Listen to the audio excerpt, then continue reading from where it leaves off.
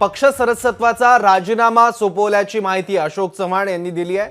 अशोक चव्हाण यांनी ट्विटरच्या माध्यमातून याबाबत अधिकृत घोषणा केली आहे। यापूर्वी त्यांचं पत्र बाहेर आलं होतं पक्ष सदस्यत्वाचा राजीनामा देणारा, आणि आता अधिकृत घोषणा त्यांनी केलेली आहे ट्विटच्या माध्यमातून। तर हे ट्विट आहे अशोक चव्हाण यांचं। आज सोमवार दिनांक 12 फेब्रुवारी 2024 रोजी मी भोकर विधानसभा मतदारसंघाच्या सदस्यत्वाचा राजीनामा देतोय।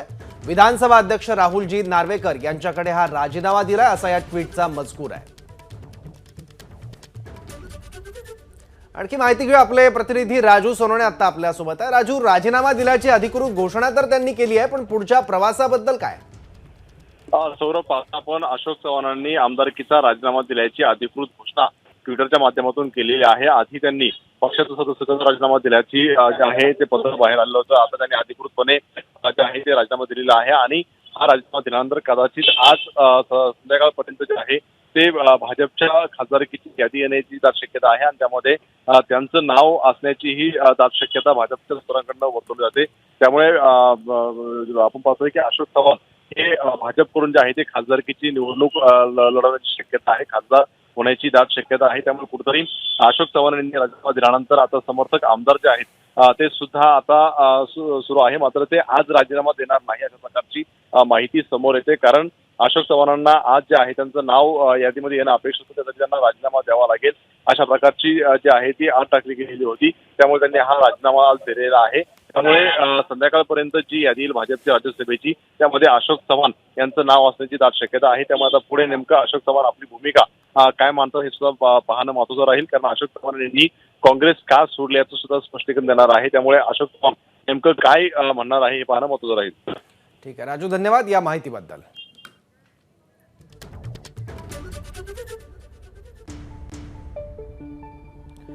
तर अमित शहा यांच्या उपस्थितीत अशोक चव्हाण हे भाजपमध्ये प्रवेश करण्याची शक्यता आहे। 15 फेब्रुवारीला अमित शहा हे महाराष्ट्र दौऱ्यावर येत आहेत, आणि गेल्या आठवड्यात चव्हाण अमित शहा यांना भेटल्याची देखील शक्यता आहे।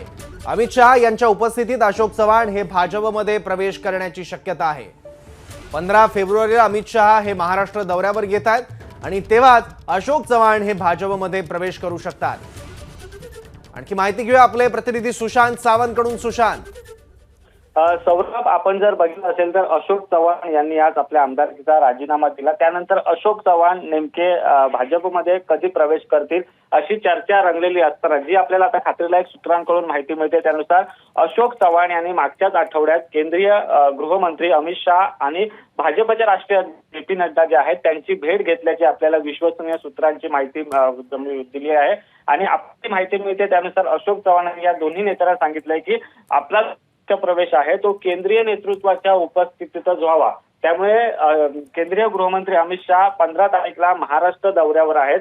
याच दरम्यान अशोक चव्हाण यांचा भाजपमध्ये पक्ष आपल्याला माहिती मिळते। त्यामुळे सांगावं लागेल आज जी राज्यसभेच्या उमेदवारांची नावं येणार आहेत त्यामध्ये अशोक चव्हाणांचं नाव येत आहे का, अशोक चव्हाणांचं नाव त्यामध्ये येईल असं देखील माहिती मिळते। आणि त्यानंतर अशोक चव्हाण केंद्रीय गृहमंत्री अमित शहा यांच्या उपस्थितीत भाजपमध्ये प्रवेश करतील अशी देखील आपल्याला खात्रीला सौरभ। ठीक आहे, धन्यवाद सुशांत या माहितीबद्दल। तर अमित शहा हे आता महाराष्ट्र दौऱ्यावर येत आहेत, आणि त्याच वेळी अमित शहा यांच्या उपस्थितीत अशोक चव्हाण हे पक्षप्रवेश करण्याची शक्यता आहे। काँग्रेस पक्ष सदस्यत्व आणि आमदारकीचा चव्हाणांनी राजीनामा दिलाय। एबीपी माझा, उघडा डोळे बघा नीट।